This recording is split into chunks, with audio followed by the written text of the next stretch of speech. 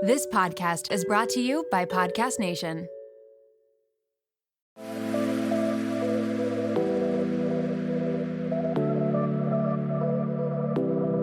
Welcome to Nirvana Sisters podcast, where we take the intimidation out of well-being and beauty to help you achieve your highest state, your nirvana. We are sisters-in-law and your hosts. I'm Amy Sherman. And I'm Katie Chandler. So let's get into some real conversation.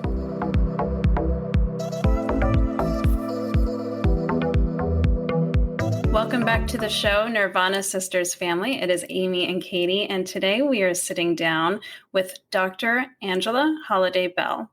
Dr. Holliday Bell is a board-certified physician, certified sleep specialist, speaker, and founder of The Solution is Sleep, LLC. As someone who formerly suffered from insomnia herself, she understands the transformative power of good quality sleep and how obtaining this regularly can lead to a happier, healthier, and more productive life. She's been featured on local and international television shows and networks such as The Dr. Phil Show, ABC News, and WGN Television, spreading her message about the power of good sleep. She also sits on the advisory board of Health Magazine and regularly contributes to a number of print and online publications such as the Sleep Foundation, Women's Health Magazine, Well and Good, and Today Show. She also helps overwhelmed workers beat burnout and build resilience while increasing productivity and engagement through better sleep. So we are so incredibly excited to have you here because sleep is everything, if you ask me. So welcome to the show, Dr. Holliday Bell. Thank you. I'm excited to be here. Thank you guys so much for having me. Yeah, we're excited. Yes, welcome. Well, let's kick it off. I always tell my kids, sleep is medicine. 100%. Could not agree. That's the truth. It really is. We like to get started with a Nirvana of the week, just a moment that brought you a little bit of joy this week. So, Amy, let's start with you. What was your Nirvana this week?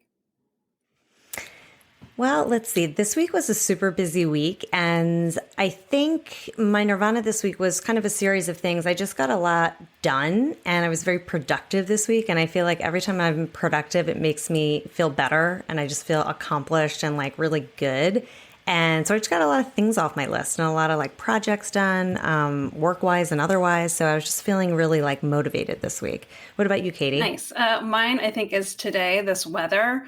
I am in New England and it is typically very, very cold in February. And we have a 50-degree day. The sun is high in the sky and shining. And I can like feel the vitamin D coming into my system. I've got the happiness, joy of the vitamin D hitting me today.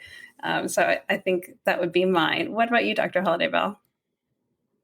I got to spend some time with my family, my parents, this week, and I'm always so busy and like on the go that I don't often get that time. So it was really nice to just take a second to sit back and enjoy some time with family. Yeah, that sounds great. That's always the absolute best. Great. All right. Well, let's start out. I have like, I don't know. I have a million questions, but I'll try to keep it reeled in. So to start out, let's hit some basics, right? How much sleep should we all be getting every night? Is there like a certain time? Should we all go to sleep at a certain time and wake up at a certain time? What's the 101 there? Yeah, that's a great question. And one I get often. And I always like to say, sleep need is variable for every individual. So sleep need is like shoe size. There's no one size fits all. So most of us have heard that you need 7 to 8 hours. That's very much an average. Some people need 6. Very few people need 6, but some people need 6 up to 10 hours. And so it's important to determine what that sleep need is for you and then aim to get that. So mine is 9 hours. I know that I need a solid 9 hours to feel rested. 7 hours, I'm exhausted. So it's important to know if that number is for you and aim for that every night. And do you suggest, I've read before that it's good to go to sleep around the same time, like have a similar sleep pattern, start falling asleep at the same time, waking up the same time as much as you can. And why is that beneficial if it is? Yes, it's 100% beneficial. And that's because your circadian rhythm, which is the roughly 24-hour cycle that dictates many functions of your day-to-day life, but sleep is a big one, thrives on regularity and schedule. So the more that you keep your schedule consistent and honestly, waking at the same time is even more important than going to sleep at the same time. The more you keep that consistent, the more you entrain your circadian rhythm or teach your circadian rhythm to start giving you alerting signals at the time that you want it to be. So at the same time each morning, and then giving you signals to fall asleep at the same time each night. So it really makes it easier to fall asleep and wake up when you are keeping your schedule consistent. Is that like same time, 6 a.m. on the dot, or do I have a window, let's say an hour or two, wiggle room? Yeah. It's best to keep it literally as consistent as possible. So we, in the sleep world will say just set an alarm Monday through Sunday and have it be that same time. But, to be fair and to be honest, there is a little bit of wiggle room. 30 minutes is probably the longest I will push it, sometimes up to an hour, just depending on how it interferes with their sleep. Everyone is a little bit different with how much that may throw off their schedule. But keeping it as consistent as possible, even like down to the minute, will be the best course of action. Yeah, I was going to just make a comment that totally makes sense because on the weekends, because I'm not a morning person, I've become a morning person, obviously with kids, and my husband's an early riser, so I've become a morning person. But on the weekends, I try to sometimes sleep late. And every time I do, I feel terrible that day. I'm like more tired, lethargic. And I always say to my husband, I'm like, it's so weird. It's because I got up late. But if I get up the same time every day, like I usually get up at 7 during the week, I feel a million times better. Exactly. And that is your body telling you, like, no, we need to keep this consistency. It's screaming for that. Even down to like meal times and the time you exercise. Like your circadian rhythm actually controls many different functions in your body and really likes to keep it as routine and consistent as possible. Oh, that's interesting. Okay. All right. So, excuse me. We've all heard melatonin. For a long time, I just thought melatonin was a pill that I took. But melatonin is something we make. Is that correct? What is melatonin? What is the science behind it? What triggers it? What inhibits it, etc.? Definitely. So melatonin is a natural hormone that we produce in our bodies from the pineal gland in your brain. There's also some research starting to come out showing that a lot of melatonin is produced in your gut, but the melatonin we think of that signals sleep is produced in your brain. So we produce that naturally. It does also come in supplement form. And I like to think of melatonin as the hormone of darkness. So let's say, before we had all the artificial lights that were, keeping us up and awake at night, your circadian rhythm and the hormones that were released were regulated in large part by the light and dark cycles that naturally occur in the natural environment. So as the sun went down and you didn't have any more light to alert yourself, that's when that signified melatonin to be released. And melatonin helps to set the stage for sleep. So it signals to your body, okay, it's time to wind down. It's time to transition into sleep. And then allows you to make that transition easier. Light is going to be the strongest thing that inhibits that. So as we're spending a lot more time in artificial light and even if you're spending time outside, let's say on a late summer day when the sun is still out, that's going to be signaling to your body that it's time to be awake and be alert because there is light outside. So it inhibits the release of melatonin. So the way that I tell people to utilize their own natural melatonin release is by decreasing the light emissions about 2 hours before bedtime as much as possible.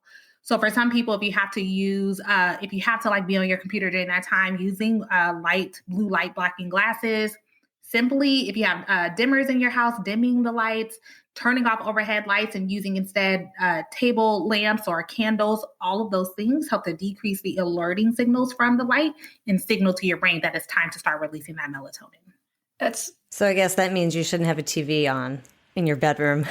Exactly. Yeah, exactly. And that is why we say limit electronics because light is made up of a lot of different wavelengths, but the blue wavelength in particular is the strongest inhibitor of melatonin. And that is the more prominent wavelength that's in electronics like your television, your tablet, your phone, etc.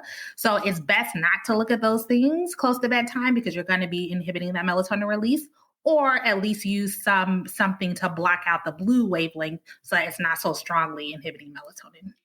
It's funny. We sometimes watch TV at night, but I fall asleep. So then I'm like, well, does it matter? Because I'm still falling asleep. That's actually a good point. So I like to say, generally speaking, some people can literally sleep anywhere, anytime, no matter what their schedules are, what they're doing. Yeah, that's me. An accident outside and they're fast asleep. Praise. Good. I'm so happy for you guys. I wish I had that ability. I absolutely if you do, then, you don't really need to change things up that much, right? Because it's working for you. And there are differences in sleep reactivity, we call it. So I have a very high sleep reactivity. My environment really interferes with my sleep, stress, anxiety, all those things interfere with my sleep significantly. My husband has a very low sleep reactivity. We could literally be getting robbed and he'll be, passed out. And I'm like, how are you sleeping through this? So every person is different, but I would say for many people, and especially now that a lot of these things like electronics are more pervasive in our society, they are starting to see those effects.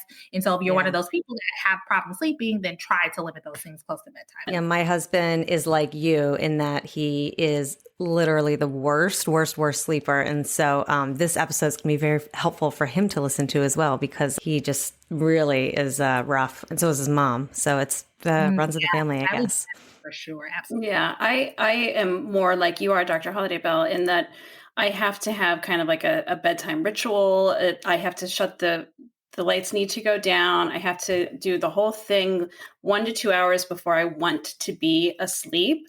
And if I can't, I am inevitably up later and my sleep is disrupted. So like last Wednesday, we went on a random couples night, which we never do during the week. And I didn't get home in my bed until 10 o'clock. I didn't fall asleep till midnight. So, it's like, it's part of the routine. And I guess it's all triggering that melatonin. So when we take melatonin as a supplement, we're really just trying to replace the lack of what we're making or not making, essentially. Yeah, essentially, or augmented. Like the amount of melatonin we take in supplements is significantly more than what's produced by our pineal gland, by our brains. And so, there's thoughts about whether or not we need that much. We actually often take way more than we need to trigger sleep, but it helps to just augment that process to help us secrete more so that it's moving our body towards preparation for sleep sooner than our natural release would. Okay. Yeah, it's funny. Even though I am a good sleeper, I do find that when we do more of a wind down routine and dim the lights and like all that stuff, I do sleep more soundly and better, and I don't get up in the middle of the night. So yeah, I'm sure. And Adam, Amy's my sister-in-law, so my husband is her brother. He sleeps like Amy sleeps. He sleeps like a rock. He could sleep through anything too. So you guys have the good genes. So some tips for falling asleep quickly. Do you have anything particularly that our listeners would like for that? Yeah. So I think establishing that bedtime routine, just like you guys both mentioned and alluded to, is so important because, right now we live in such busy time. We all just talked about how busy, we are. We were talking about our nirvana moments, and we're working and we may be parents or taking care of spouses and doing all these things. And our brains are going constantly. And then many of us treat sleep like it's a light switch. So we just turn off and like, okay, you can go to sleep. And again, there are those amazing, incredible superhumans that can do that. But for the most part, we can't. And so your brain needs that time to wind down and transition to sleep more than just even the melatonin release. Like one of my colleagues likes to say, brain waves have to slow down in order for sleep to happen. And that's very, very true. And so you're giving yourself and your brain that time to slow down. So just implementing a consistent bedtime routine will help you to fall asleep faster than if you all of a sudden try to go to sleep and then you're in bed tossing and turning and, not able to do so. And then having a relaxation technique that you can engage in either regularly or after a particularly stressful day is super important. And what I mean by that is not just like, okay, I'm sitting down and I'm relaxing. There are actually techniques you can do that trigger your brain to slow your heart rate, slow your breathing rate, lower your blood pressure, and signal to your brain that, or signal to your body, okay, we are actually relaxed and now we can fall asleep. Because whether we know it or not, when we're stressed or we're anxious and brain waves are going quickly, we start to breathe quicker. We take more shallow breaths. We do all these things that trigger to us that, there is a reason that we need to be alert. And so by triggering the opposite of that, you tell your brain there's no reason that we need to be alert. Now we can relax and now it's safe to go to sleep. Okay. So what are some of those things? Like breathing exercises or? Yeah. Exactly. Yes. Breathing exercises. Diaphragmatic breathing is one of my favorites because you can do that anywhere. It's easy to practice. It's an easy technique for most people to grasp. And it literally is just practicing taking deep breaths. As I mentioned, we naturally breathe more shallowly. And so it doesn't allow our lungs to fill completely, and it doesn't trigger that parasympathetic nervous system or the one that slows everything down. So it's literally focusing and anchoring our breath so that we're breathing more deeply to trigger our bodies and our brains to say, we must be relaxed because we're able to take these deep breaths. And that triggers a relaxation response. Something like progressive muscle relaxation, where you literally go through every part of your body and focus on tensing and relaxing each muscle in a specific way, in a specific fashion. That that allows you to sense when you are tense and then to manually relax yourself is also helpful. Guided meditation. Like I always recommend trying different ones, see what works well for you. Practice during the day when the stakes are not so high and you're trying to fall asleep, and then incorporate that into a bedtime routine. Oh, that's smart. Yeah. I've never thought about trying it that way. Yeah. Mm-hmm. So Some what people about, try it. yeah, go ahead. I would say some people will try like, oh, I tried that last night and it didn't work. And like, I couldn't fall asleep. And that's because you're anxious and frustrated and trying to fall asleep. And you're like, hey,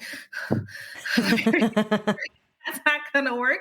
But if you practice it during the day when there's nothing on the line, it's not high stakes, you're just teaching yourself how to trigger that, then you're going to be more effective at doing it at night. So I always say practice it just 10 minutes during the day and you get better at it, and then you can incorporate it at night. Yeah, that's a great idea. Really smart. So what would you say for people, and I have this a lot, and so does my husband, where you get up in the middle of the night to go to the bathroom or whatever, and then you can't fall back asleep because your mind starts racing? Mm-hmm. So common. They call it the 3 a.m. syndrome because for some reason it's always like around 3 a.m. for people. You're so right. Yeah. But you get up. And so there are a couple of factors there. The first thing is your sleep drive. There's actually like we call it process set. So your drive to sleep decreases the more you sleep. Makes sense, right? And so the closer you get to morning, the more you've slept off that sleep drive. So that drive to sleep is decreasing. And then we're getting closer to the morning hours where your alerting factors from your circadian rhythm will start to pick up. So it makes sense that it's going to be harder to stay asleep at that time, especially if you have a reason you woke up, like going to the bathroom and so on. And then you start ruminating on thoughts and things like that make it even more difficult to fall asleep. So I first like to start by telling people that waking up in the middle of the night is not a problem. That in and of itself is normal. You're human. You're going to wake up in the middle of the night. We actually wake up several times as we transition through sleep cycles, because some people start to focus too much on that part. Oh, I'm waking up. That's fine. The problem is not being able to fall back asleep. So a normal sleep latency, or time it takes to fall asleep either at the beginning or the middle of the night, is actually up to 20 minutes.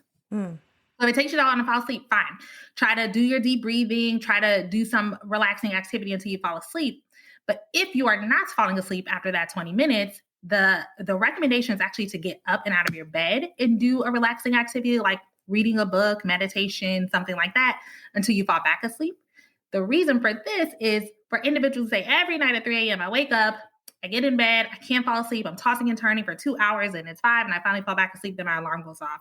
You're teaching your brain that that's what we do at 3 a.m. in the bed, is that we wake up, we toss and turn, we're frustrated, we're anxious, and we can't fall asleep. And that entrains your brain that that is what you do. And you start to connect those thoughts, those feelings, those emotions with being in the bed rather than sleep. So you want to break that cycle by getting out of your bed, doing something else to induce sleepiness, and then getting back in bed only when you're sleepy again. That helps to reestablish that relationship and makes it less likely that you'll be up for the same amount of time in subsequent nights. Wow. Has Stu ever tried that, Amy? Her husband is notorious for waking in the middle of the night and not being able to fall back asleep. I don't know. I'll have to ask him. I mean, I know sometimes he's like gone downstairs and gotten something to eat or like something like that, and he's gone back to sleep. But yeah, I mean, he's done it all. Who knows? But that's a good idea to just get out of the bed and stop tossing and turning. Yeah. And the key is not to engage in other stimulating activities. So some people are like, okay, I'm going to be on my phone, or I'm going to, watch some Netflix shows. All that is doing is further waking you up more, stimulating you, or even eating, because then that teaches your body, again, this is when we eat. So then what happens is your digestive hormones start to release at around 3 a.m. because now it learns, oh, I'm preparing for a meal because at 3 a.m. we eat. So it's very important to choose specific activities that are going to be conducive to feeling sleep again, rather than stimulating or a signal that you should be doing something else. Interesting. All right. So I have a question related to sleep and our metabolism and our weight and everything. I noticed that when I am able to get consistent, more longer sleep, I just like naturally shed pounds without even trying almost. And when my schedule is more, especially like maybe during the school year, I have to be up by 6 a.m. to get the kids to school and whatnot. It's not as easy. So, it just seems to be a pattern. Like I feel like I'm not burning as much at night sometimes as maybe I once did. What's that all about? Yeah, so you are absolutely right in what you're feeling, in that sleep is a huge regulator of your metabolism. And for anyone who's on any type of fitness journey, I say one of the best things you can do, it's exercise, nutrition, sleep. It's right at the same level. And the reason for that is that your hormonal regulation occurs via sleep. So the hormone that makes you feel hungry, ghrelin, is actually secreted in larger quantities when you are not sleeping well, or you don't get sufficient sleep. And the hormone leptin that makes you feel full is secreted in lower quantities. Your metabolism actually slows down when you're not getting sufficient sleep, and then you're less likely to move or burn calories when you're awake, when you're not getting sufficient sleep. So it's actually the perfect setup for you to gain weight, and that is why insufficient sleep leads to obesity. It's independent risk factor for obesity is insufficient sleep. So it's super important from that standpoint to make sure, whether you're on a fitness journey or not, that you're getting adequate sleep, because your body actually almost like works to gain weight when you're not getting enough sleep. Yeah, it's wild that it regulates all of that. I've definitely, I do notice that when I don't get a good night's sleep, I'm like, I want to like nosh all day long. I'm hungrier. Totally. And I always thought, I'm reaching for this for the energy that my body is missing. But meanwhile, it's a hormonal thing. That's really interesting.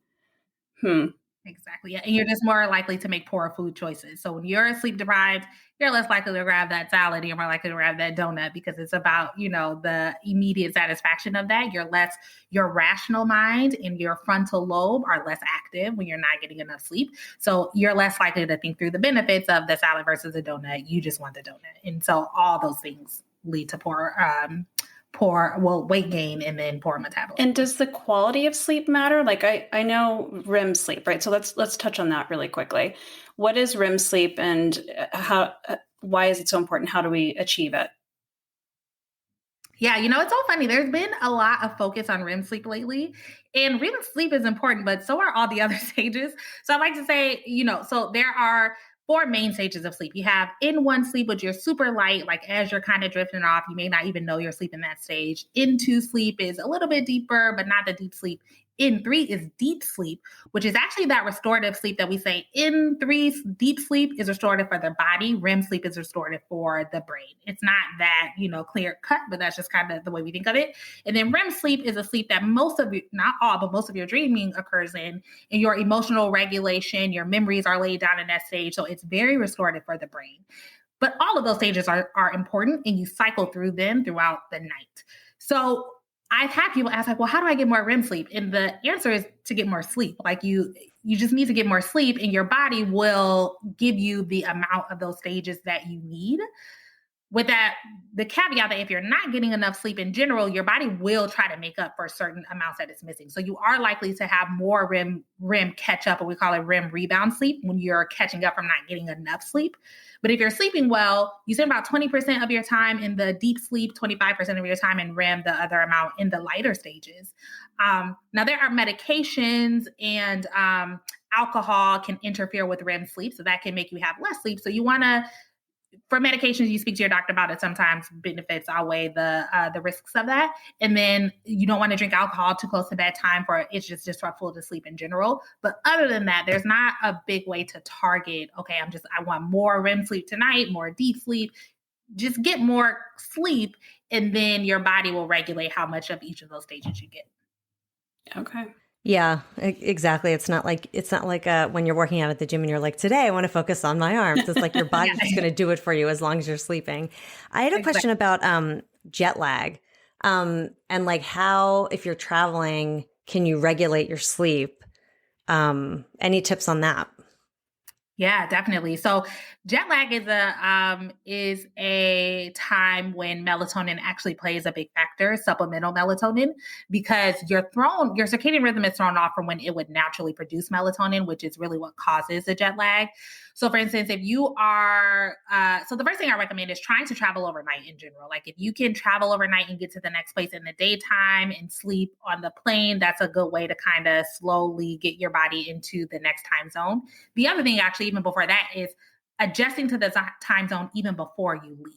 So if you are going somewhere in which your sleep time will be later than your current sleep time, actually adjusting by about 20 minutes each night prior to leaving will help to slowly get your body used to it, because it takes about a day, we say, for each hour time zone difference for your body to adjust. So if you can slowly do that, it makes that happen faster. The other thing is light. Light is so important. Like I said, it's a strong factor in regulating the circadian rhythm and inhibiting melatonin release. So if you get somewhere in what would be your native nighttime, but it's daytime in that place, you need to be out in the sun, out in the day, get natural light, because that sends alerting signals to your circadian rhythm. Say, oh, actually, it's not night, it's daytime. You need to be awake.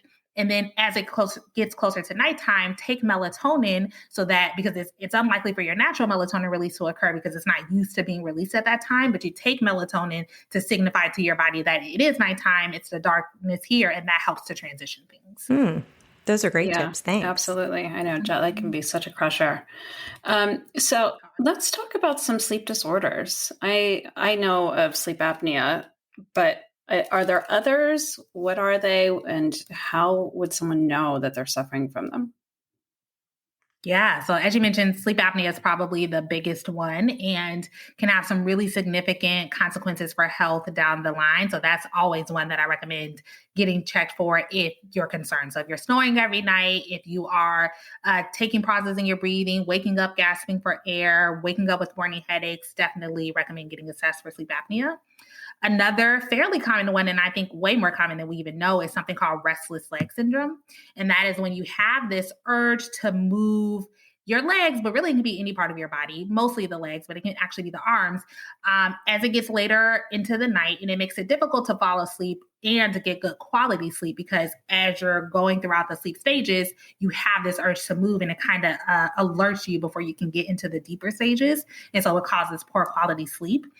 A very common, one common cause of that is iron deficiency. So it's actually one that we oftentimes can manage and actually have a treatment for. So the problem is a lot of people don't know. So they are not like, oh, I have this urge to move my legs right before I go to sleep. And then, they don't know that that is a thing. So education is key. And it's also why I tell people, if you're having problems sleeping, talk to your provider about it. Like people treat sleep issues as if they're just doomed to have them forever and there's nothing you can do about them. But sleep is so important and integral to health. Like if you broke your leg, you would just like, oh, guess my leg is broke. Nothing I can do about that. You would go to the doctor, you would get it fixed. Same thing for sleep because there are things that you may not know to be assessed for. So bring it up. Similar to restless leg syndrome, there's something called periodic limb movement disorder.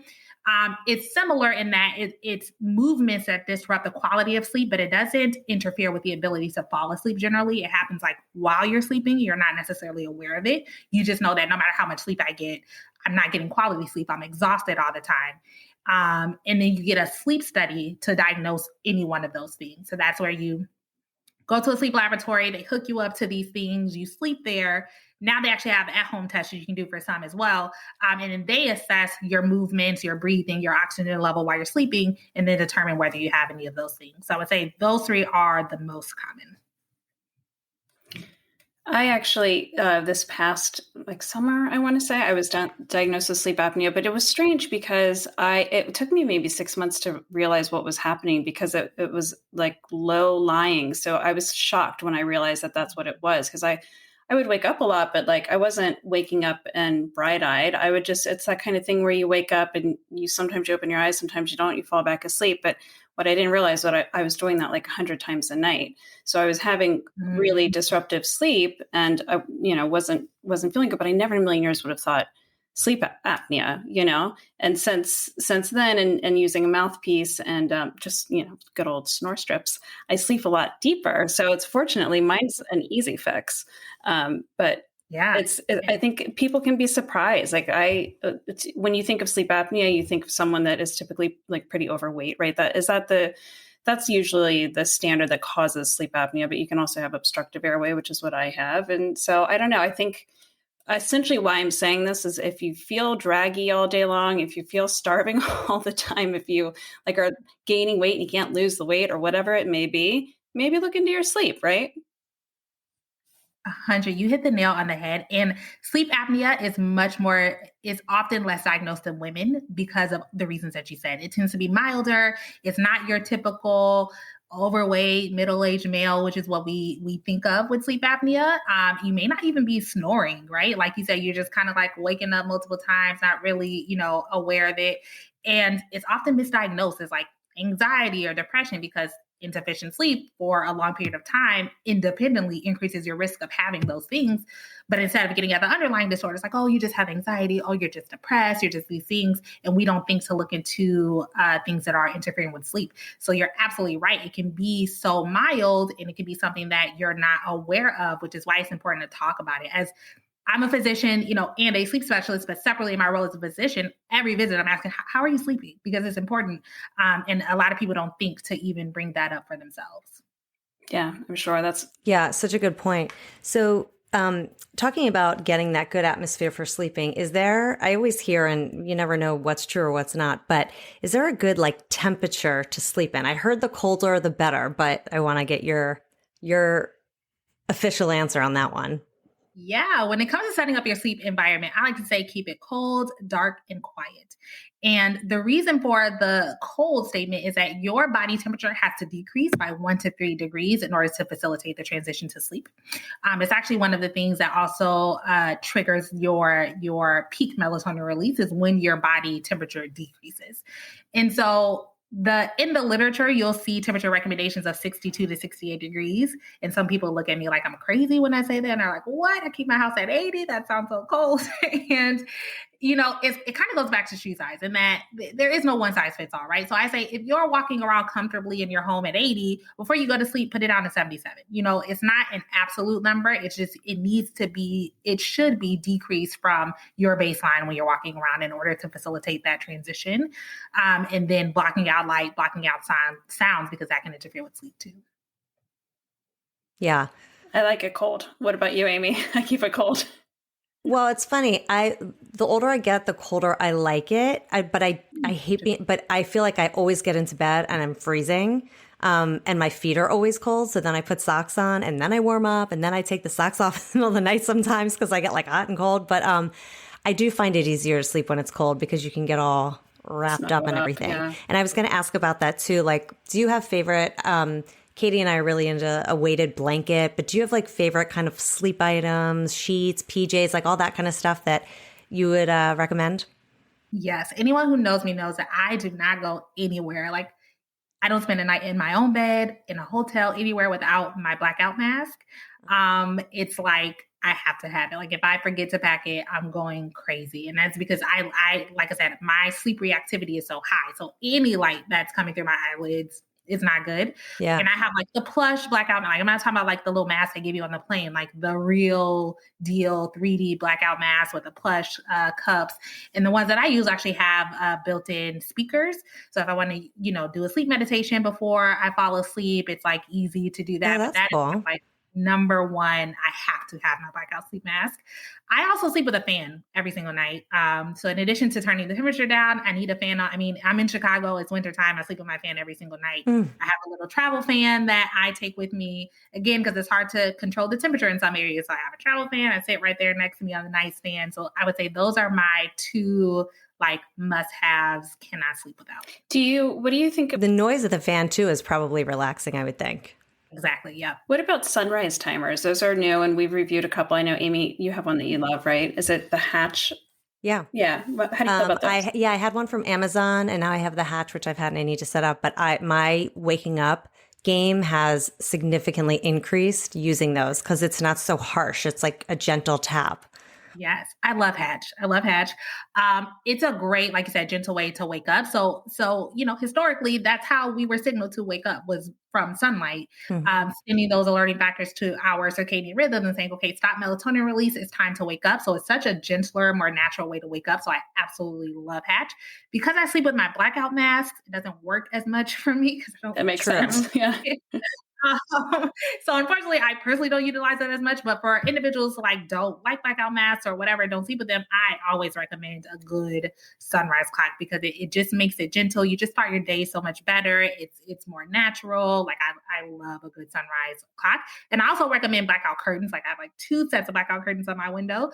So you're not getting that natural light from outside. So it is helpful to kind of recreate that through something like a sunrise alarm clock. Yeah. If it was up to me, I would sleep with the windows open because I love the natural light coming in the room in the morning. But again, like I said, my husband's like you. He's got the mask, the earplugs, the whole thing. And then what about beds? Do you have a certain bed that you like that is game changing for you for sleep? So I've gone through several, I went through several different beds. What I would say in general, what I found is that beds are it's different for different individuals. So I'm a stomach sleeper, but I like a soft bed, which doesn't really make sense in the sleep space, because if you are a stomach sleeper, they typically recommend more firm mattresses because it's better for your back, whatever. For me, when I've tried to do like, okay, yes, I'm going to do this, and because that's what I should do, I just sleep horribly. Like I like a nice soft, like a cloud, like as soft as possible. And so I think it's important to just find out what is most comfortable for you, and investing in that though. Like a good solid mattress is gonna work wonders for your sleep. So it is worth the investment. I will say there's a brand of mattress called Kingsdown that has a line that has separate comfort levels or firmness levels on each side. Oh my God. Like, the husband likes, like my husband prefers a firmer and I prefer as soft as possible. You can actually get the two different preferences built into the same mattress. Oh and my I love gosh. that, because that can really make a huge difference. So that's a one brand that I think does that well. But in general, finding what feels good and comfortable to you and making that investment. Would you say that would be the same thing with like pajamas and what you wear to sleep? Because like, it's funny. I like to wear, like pajama pants and a t-shirt, and some people wear like shorts and a tank top, and I would be freezing all night. Is there like, I feel like an 80-year-old woman in my nightgown. Yeah, like I couldn't wear a nightgown. That would make me cold. Exactly. Yeah. I think when it comes to what you sleep in, the fabric is more important than even like the type of clothing. So it's helpful to wear light, breezy, like cotton, moisture wicking fabrics, because if you have some that hold too much heat, again, it causes you to warm up too much, it can interfere with sleep. But for some people, they like to sleep in the nude. Some people, they like, the full shebang pants, long sleeves. I think whatever makes you comfortable and not too hot is going to be the best thing to sleep in. Yeah. Makes sense. This is all such great information. I feel like we could probably keep going and going and going, but I know there's so many more questions, I know. But we know you have an amazing Instagram feed with so much good sleep content. So I know a lot of our listeners are always asking questions about sleep. So we definitely want to make sure that people are checking you out. Your Instagram is @sleep_MD. That's correct, right? That's correct. Yep. Yeah. Lots of great content on there. And where can our listeners find you if they want to work with you? Because as a sleep specialist. Yeah. So you can find me at my website, www.thesolutionissleep.com. I offer a range of services for a range of sleep issues. If you're someone who just is like, I don't know what I'm doing, I just know I need to get my sleep on track. Or if you're someone who you suffer from chronic long-term insomnia and you've tried all the normal sleep hygiene things and it hasn't worked, I offer cognitive behavioral therapy for insomnia, which is a longer-term process to really dig deep into the root causes of insomnia and go into some therapeutic strategies to improve it. And then on a business corporate level, I work with different corporations to help their employees get better sleep, because we know that sleep improves productivity, efficiency, and the overall bottom line. Companies are, basically lose less money per employee if the employees are sleeping well and they're investing in employee sleep. So I also offer that. So just head on over to my website, check that out. And you can also find me on LinkedIn at Dr. Holliday Bell. I try to give more longer form content than I can give on Instagram. Yeah. So any of those avenues are great. That's great. It's amazing. It's so true. Like sleep is absolutely everything. All of these people that are like, wake up at 5 a.m. and go to the gym and do all of this. I'm thinking, no, like I need that extra 1 or 2 hours of sleep. Like I am prioritizing that. And I'm a morning person. 100%. Yeah. You will get more done in your day if you've dedicated the time to getting your sleep need than if you're like, oh, I'm just going to, wake up so early and go to sleep late. Like you're actually more likely to get less done in that time than if you just prioritize sleep. So start with sleep in mind and, adjust the rest of your day around that is what I like to say. Nice. Well, there you go. You heard it here. So true. All right. So we're going to get into our wrap session. So what is your favorite wellness or beauty hack? Sleep. Shocker. Answer, but it's so true. Sleep is good for the skin. It's good to keep you young. Like sleep is always my answer. All right. This next one we call it our 5-minute flow. You just got out of the shower. Uber's pinged you. They're 5 minutes away. What are you going to do to get out the door and get into that Uber on time? What are your holy grails, your go-to? What's the quick routine? Yeah, so my skincare is super important to me. So I'm always going to have I like the CeraVe and the Ordinary products. So good face wash, sunscreen is so important. So if nothing else, face wash, moisturize, sunscreen, maybe a tinted moisturizer. Eyebrows are also important to me. So fill those in, lip gloss, and out the door. Nice. Yeah, we were just... Your skin's gorgeous. I was yeah, it is beautiful. We were just talking about our love for CeraVe and the Ordinary like 2 hours ago, Amy and I. It's funny. Yeah. And how do you maintain your daily nirvana? Self-care, prioritizing what makes me happy, and what allows me to be the best that I can for everyone else and all the roles that I play. And that's something fairly recent for me. I would say in the past couple of years, I started to invest in, and it's really changed my entire outlook on life, and who I am as a person. So prioritizing my sleep, exercise, taking care of my skin, just the little things that make me feel like me and allow me to be the best version of me for everyone else. So important. The magic recipe right there. I really appreciate your time. And I know our listeners are going to get so much from this. I'm definitely going to be sleeping better now as well. So thank you for being with us. And before we go, we like to close with a little mantra. So Amy, what do you have for us? So I took a mantra or a quote from Dr. Holliday Bell on her Instagram feed, and I just thought it was so relevant for our conversation. And that quote is, sometimes the most productive thing you can do is rest. Absolutely. Love it. I have to say, I had a quote too from Dr. Holliday Bell's feed because it was so good. So I think we need to drop this one as well. Let's hear it. Rest is not the absence of activity, but the presence of peace. And I love that. Ooh. It's such a good reminder. Yeah. And to give yourself permission to rest, right? Yes, absolutely. Because you're being productive by resting and refilling your own cup. So I love that. Thank you, guys. That's so great. Thank you for joining us. And we would love to have you back anytime. This is such an important topic. And I think it's gotten a lot of visibility over the last few years. And it's like a continuing subject I feel like I see all the time in the media. So thank you again. Yeah, thank you so much. I'd be happy to come back anytime. Thanks for listening to Nirvana Sisters. For more information on this episode, check out the show notes, please subscribe, and leave us a review.